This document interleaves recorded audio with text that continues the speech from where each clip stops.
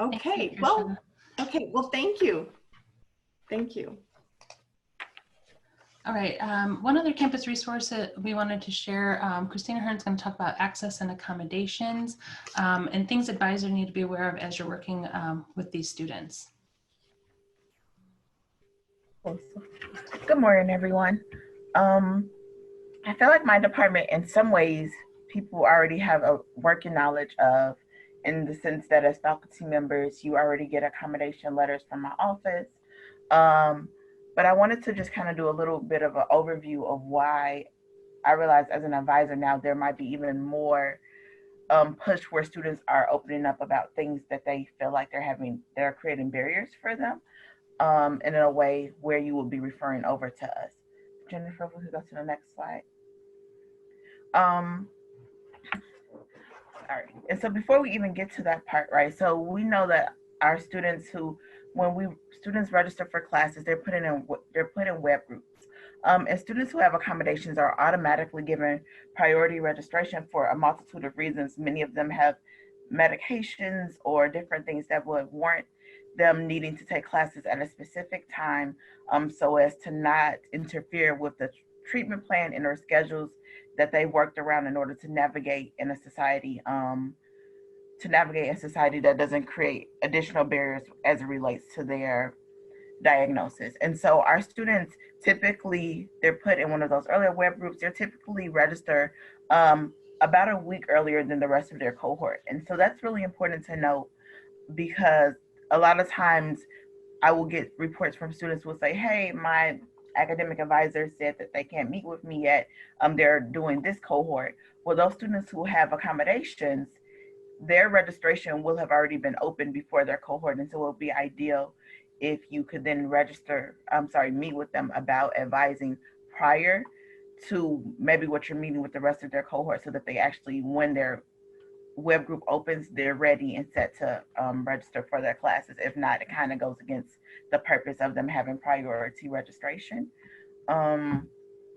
And all of the students who have very similar to as your roles as faculty, when you go in with your advisees, it will say all the students who have an accommodation letter in there in data view. And so you'll know which of your students have an accommodation letter and who needs to be met with early. But I also tell students that it's important for them to let their advisors know, hey, when registration time is coming up, I have accommodations, and so my web group opens early. Can we schedule my advising appointment earlier than the rest of my cohort?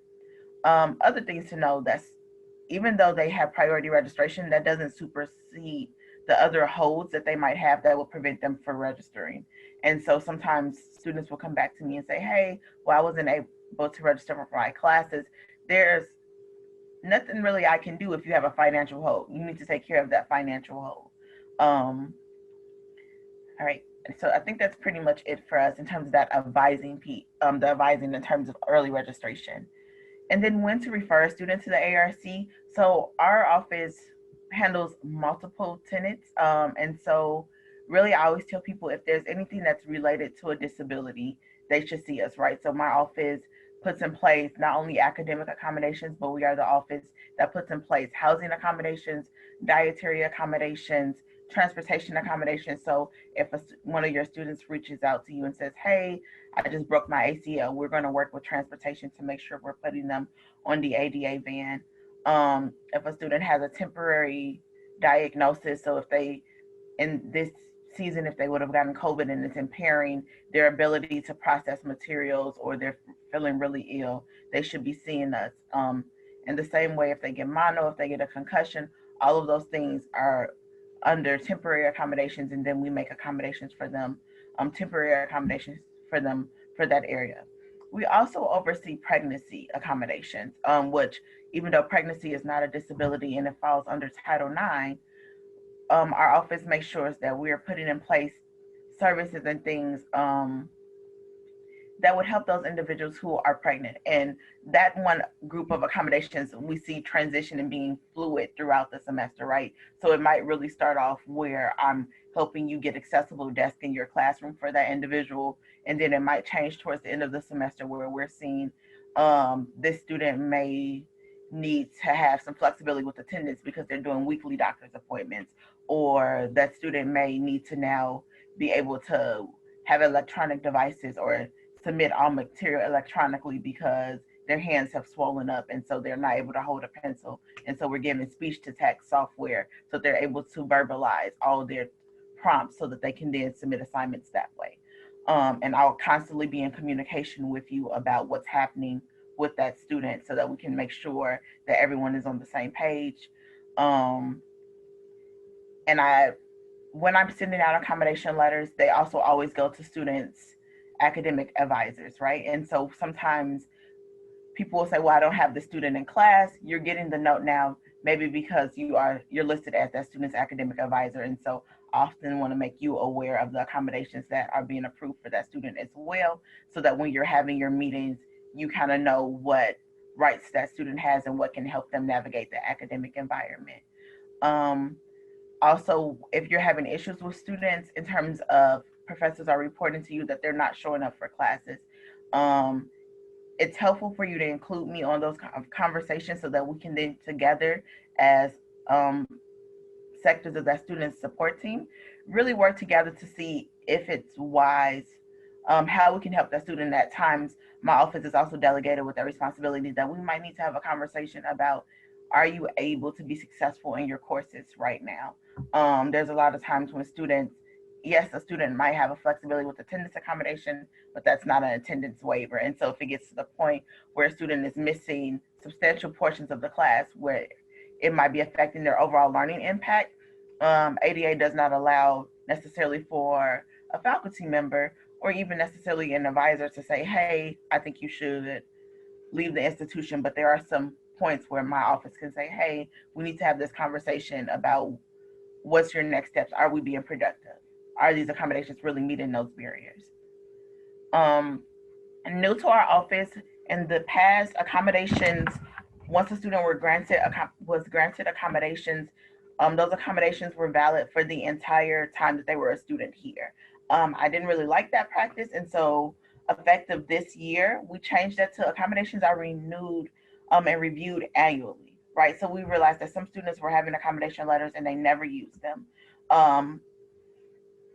Our students had accommodations that really didn't meet their needs, realizing that diagnoses change over time, or that students learn new treatment methods in order to navigate and cope with their the symptoms of their diagnosis. We will always, accommodations again will be reviewed every year. And students, if a student is saying, hey, oh, I had accommodations last year and for some reason I didn't have those accommodations, or my professors aren't honoring my accommodations, as an advisor, it might just be wise to tell them, hey, have you actually done the accommodation request form, which is found on our webpage?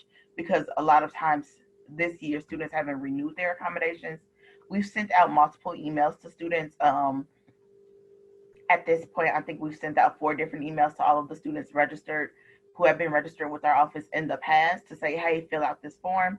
And we're seeing increases in numbers of students coming back and now registering, but it's just important to remind students that they will need to fill out that accommodation request form in order to actually put in place their official accommodations. When students are requesting accommodations, when you're sending students over for referral, it will be helpful for the students to then reach out to me. You know, they can reach out to my email directly, email me directly to say they want to set up a meeting, and then we'll set up a meeting with the student. Because of COVID, we're doing meetings both virtually and face-to-face. It really depends on the student's preference. I recognize that for some students, meeting virtually creates a level of anxiety for them, and so I'm willing to do face-to-face meetings with students if need be.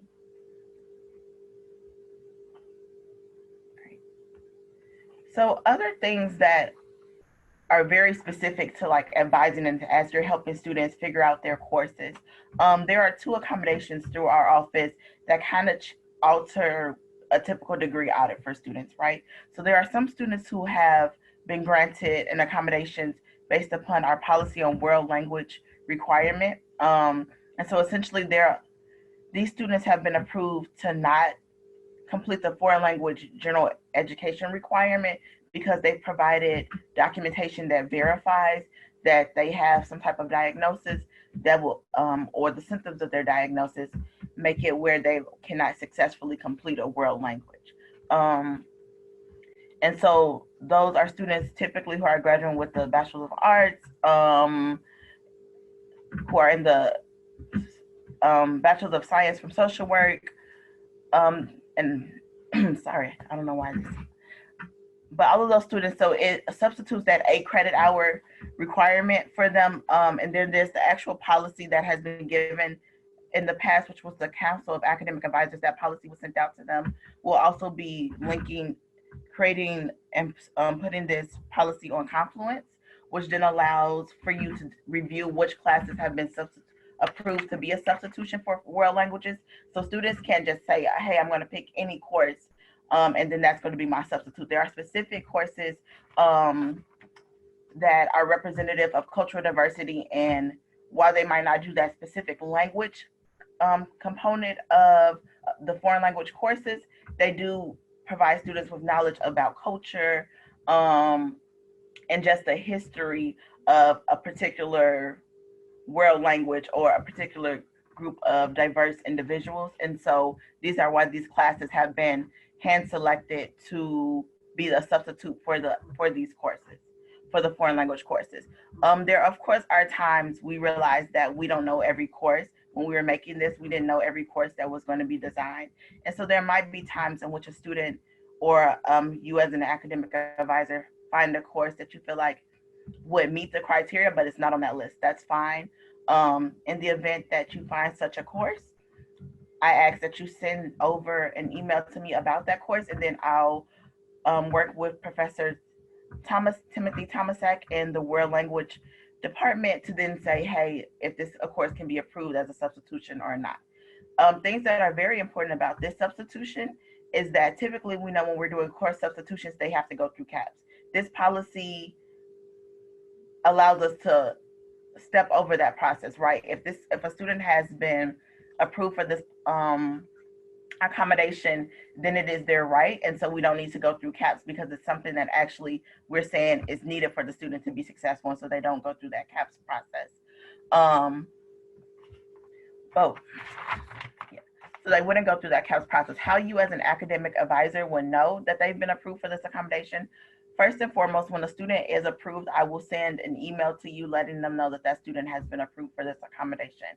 But I'll also be sending an email to the registrar, which will then allow them to change the student's degree audit, and saying that there has been a substitution given. When you are deciding, similar to any other course substitution, when you decide which course you're going to actually substitute their world language for, there will be the forms that Ali showed you earlier. We're going to ask that you fill out that form for that student. Again, we don't need to do a CAPS petition, but we do need to do the petition to substitute a course, just so that we can then say, hey, this is the course that was substituted for this reason. So we're just not thinking that a student took an extra history course just because they took an extra history course. We're knowing that they actually substituted their world language for this particular history course, and they're given credits for that in the right category.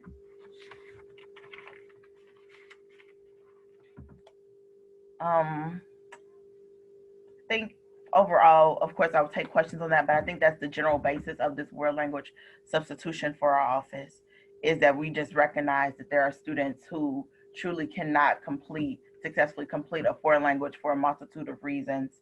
And again, we require documentation for that. We'll do an individual interview with the student, so a student can't just say, hey, I feel like this course is hard for me, or I'm having issues in this course.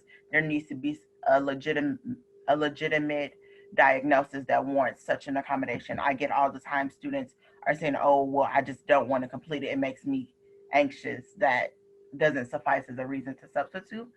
Students, if you desire to read over the entire policy, has been linked on the ARC webpage, as well as it'll be linked in Confluence. Other accommodations that run through our office that kind of run counter to what we typically think in terms of academic advising. We know that a full course load has been denoted as 12 credit hours by federal government guidelines. But we in the ARC recognize that there are students who, for medical reasons, could not successfully complete a full course load of 12 credit hours. And so those students are put in in a program we call DARK, but it stands for Disability Accommodation as a Reduced Credit Load. So those students are allowed to take between 6 and 11 credit hours, and they still are approved for the same amenities as a full-time student on campus, right? So typically on our campus, students who are not full-time are not allowed to live in the dorms. They don't have access to counseling services, health center, fitness center, all of those things. They are not put on our student health insurance. Those students who are in the DARK program are able to get all of those amenities, but we just recognize that they are not taking a full-time course load because of medical reasons. And again, for this to be approved for this accommodation, students need to provide my office with medical documentation that will verify that there's a need, for this accommodation. And what's also really important is that there are some times when students in the middle of a semester will be like, oh, well, my doctor realized because of my mental health, it's impossible for me to complete 12 credit hours. At the point that they are enrolled in 12 credit hours and drop add has already happened, one can then go back and say, oh, I want to be DARK, right? Like this DARK designation comes at the very beginning of a semester for students, at the point where they just feel like they need to drop classes for mental health reasons in the middle of a semester. At that point, they are just withdrawing from classes, and there's not any accommodation that I can specifically put in place for them at that point. And so all of those classes that they took would still count against their satisfactory academic performance. So their SAP. DARK really our goal with DARK is to recognize that students are not getting into a place where they're having to withdraw from multiple classes because they mentally or for maybe even physical reasons are unable to successfully complete a full course load at that moment. We review DARK every semester for students. So it's not, oh, once you're in DARK, we're just automatically saying you're always going to be in DARK. We review it every semester to see, okay, are the barriers that were once present that made it necessary for you to be in DARK, do those still exist? Other things when we're thinking about DARK is that there are implications for DARK.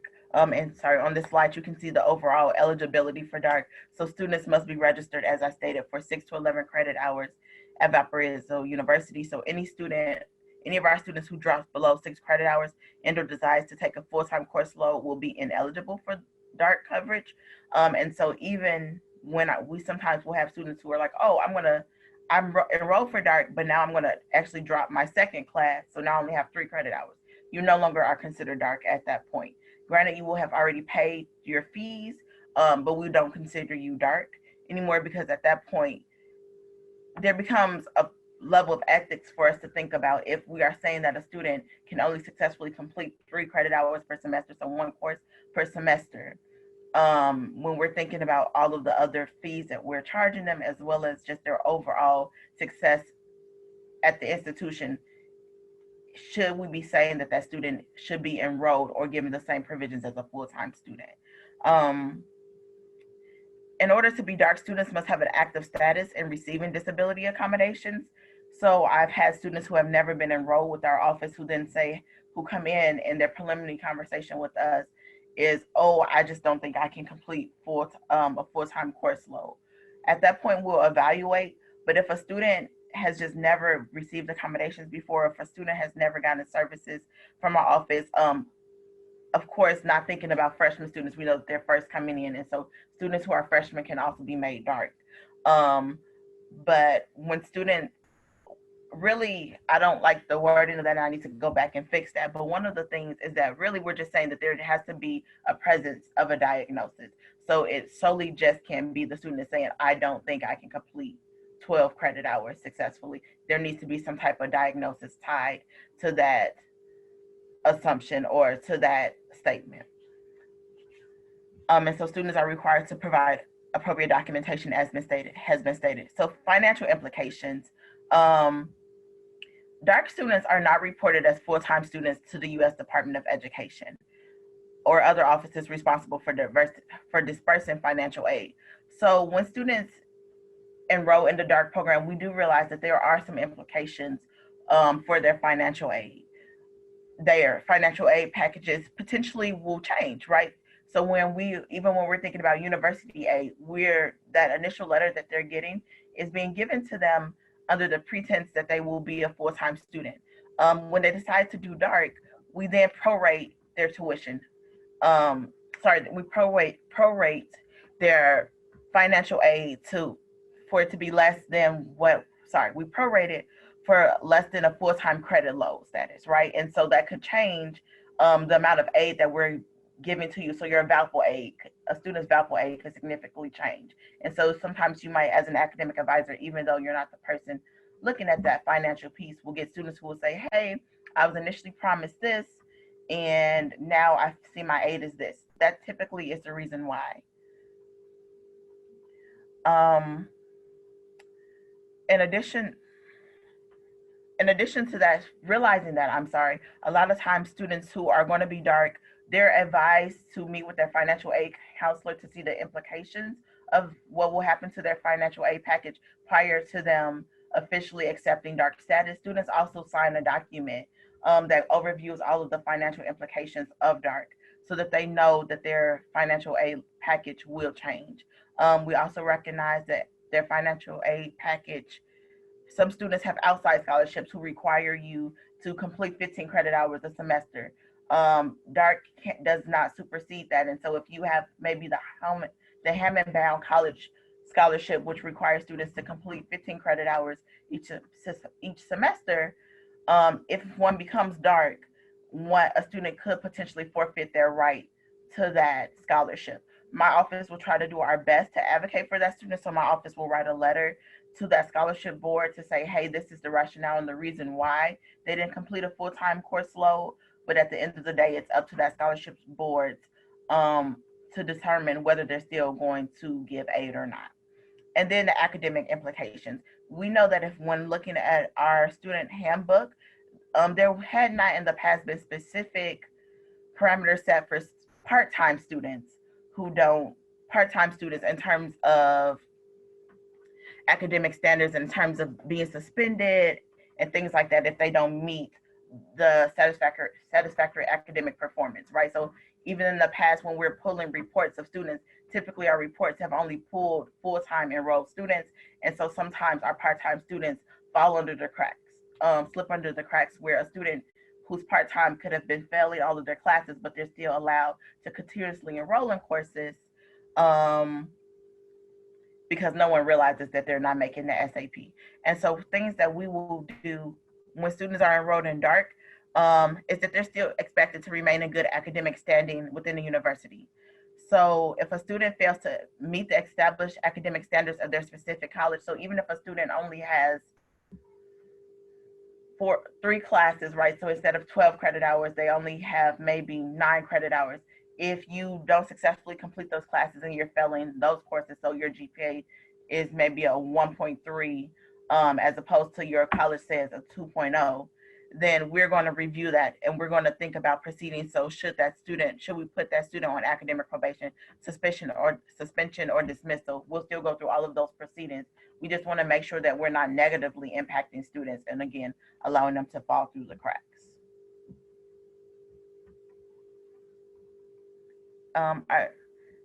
So there are some helpful resources. If you click on the top link, you'll be able to find our policy on world language requirements. Our webpage has also been linked here.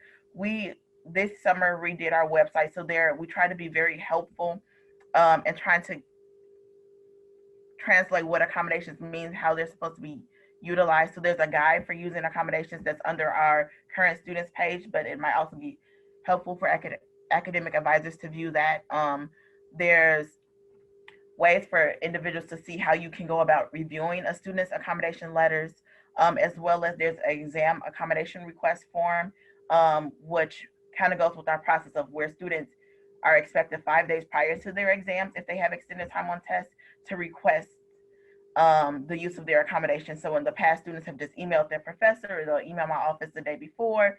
And it became very challenging to really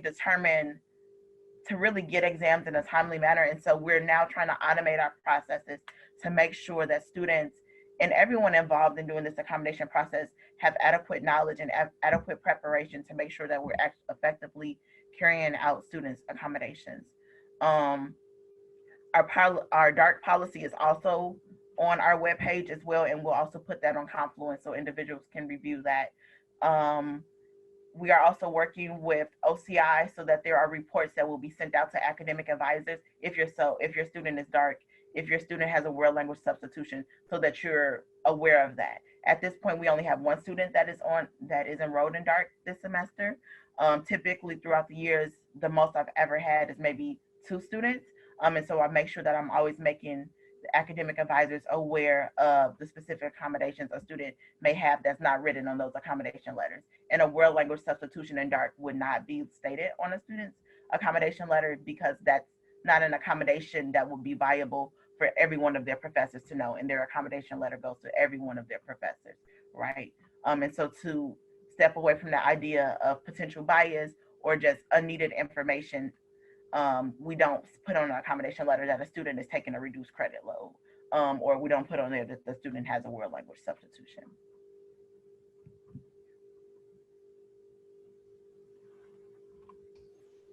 Thanks, Christina. If anybody has any questions for Christina, go ahead and use the chat box. Somebody did ask, can you say more about what the valid reasons are for not taking a language? And Lissa responded that some learning and cognitive issues make it difficult, if not impossible, for students to learn a new language, or at least at the pace offered in college. Christina, do you have anything to add to that, or does that kind of cover that question? Professor Wong, thank you for your question. And Alyssa, thank you as well for adding to that. Some other reasons why a student might not be able to take a foreign language is we have students who have had traumatic brain injuries, who that part of their memory that would require them to be able to memorize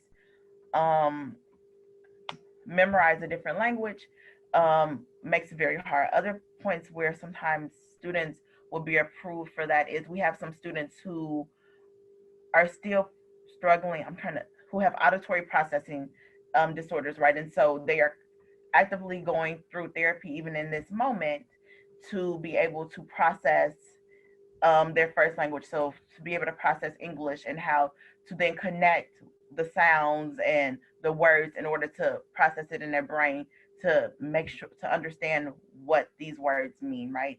And so that's for some students, and it's rare, but some students have in their accommodation letter, please have all instructions in writing.